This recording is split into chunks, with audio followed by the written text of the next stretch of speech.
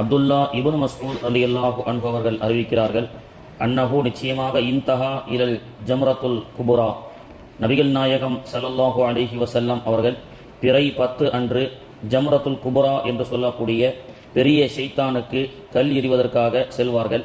அப்படி ஷைத்தானுக்கு ஹாஜிகள் கல் எறியும் பொழுது ஃபஜஅலல் பைத்தி ஐ யஸாரிஹி, காபா என்று சொல்லக்கூடிய அல்லாஹுடைய இறை இல்லமான காபத்துல்லா இடது பக்கமாகவும், வ மினா ஐ யமீனிஹி, மினா என்பது வலது பக்கமாக இருக்கும். கல் எறியக்கூடிய திசை என்பது ஷைத்தானை நோக்கி எறியக்கூடிய அந்த கல்லின் போது ஹாஜிகள் எவ்வாறு நிற்க வேண்டும் என்று சொன்னால், இடது பக்கம் மக்காவாக, வலது பக்கம் மினா என்ற அந்த பொசிஷனில் நின்று அவங்க ரசூல் ஸல்லல்லாஹு அலைஹி வஸல்லம் அவர்கள் கல்லை எறிவார்கள் அப்படின்னு சொல்லப்படுகிறது.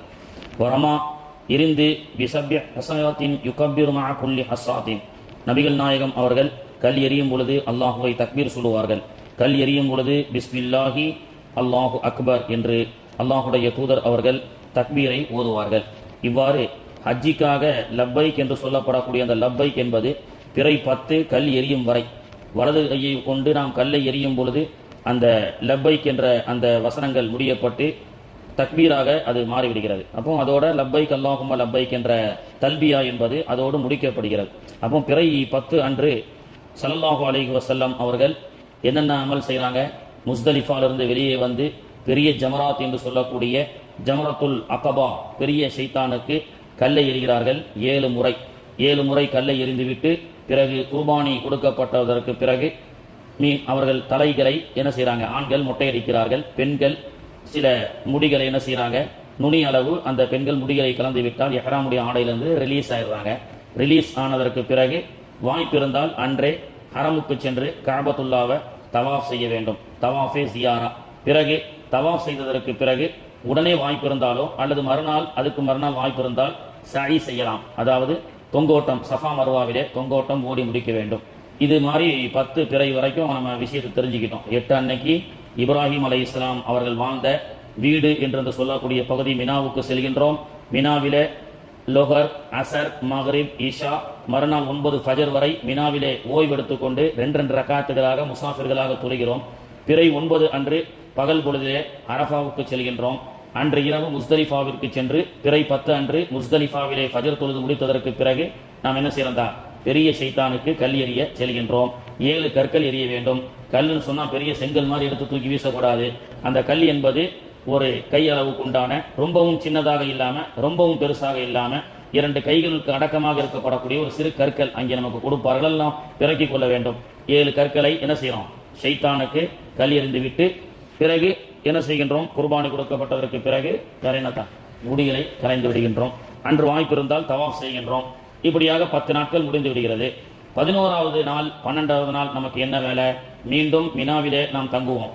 11வது நாள் 12வது நாள் மினாவிலே தங்கி இருக்கக்கூடிய காலத்தில் நமக்கு என்ன அமல் என்று சொன்னால், லொஹருக்கு பிறகிலிருந்து ஃபஜருக்கு முன்பு வரை, ஃபஜர் வரை ஷைத்தானுக்கு கல் எறிய வேண்டும்.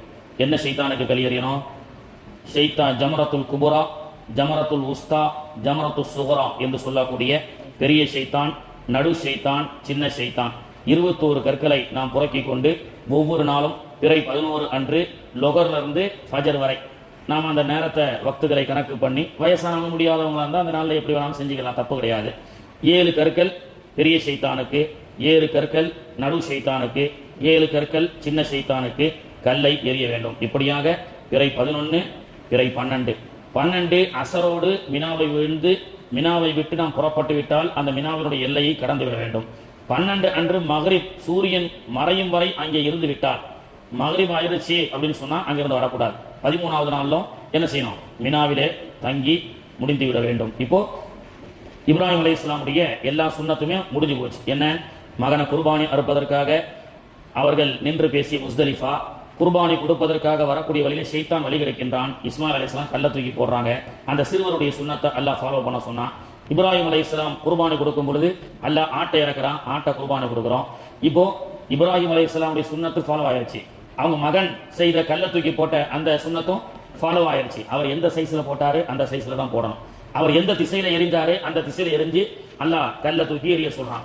அடுத்து ஹாஜராமாவுடைய சுன்னத்தை ஃபாலோ பண்ணுமா இல்லையா, அதுக்கு தான் காபத்துல்லாவை தவாஃப் செஞ்சுட்டு நம்ம என்ன செய்யணும், பிறை 12க்குள்ள 13க்குள்ள சஃபா மருவா தொங்கோட்டம் ஓடி முடித்துவிட்டால் ஹஜ்ஜி நிறைவடைந்து முடிகிறது. இவ்வளவுதான். 8, 9, 10, 11, 12, வாய்ப்பு இருந்தால் 13. இதுதான் ஹஜ்ஜினுடைய கடமையாக இருக்கிறது. அல்லாஹ் தஆலா அப்படிப்பட்ட இந்த ஹஜ் என்ற கடமையை நம்முடைய வாழ்நாளிலே நிறைவேற்றக்கூடிய பாக்கியத்தை அல்லாஹ் தஆலா நாம் அனைவர்களுக்கும் தந்து அருள் புரிவானாக. சுப்ஹானல்லாஹி வ பிஹம்திஹி சுப்ஹானக்கல்லாஹும்ம வ பிஹம்திக அஷ்ஹது அல்லா இலாஹா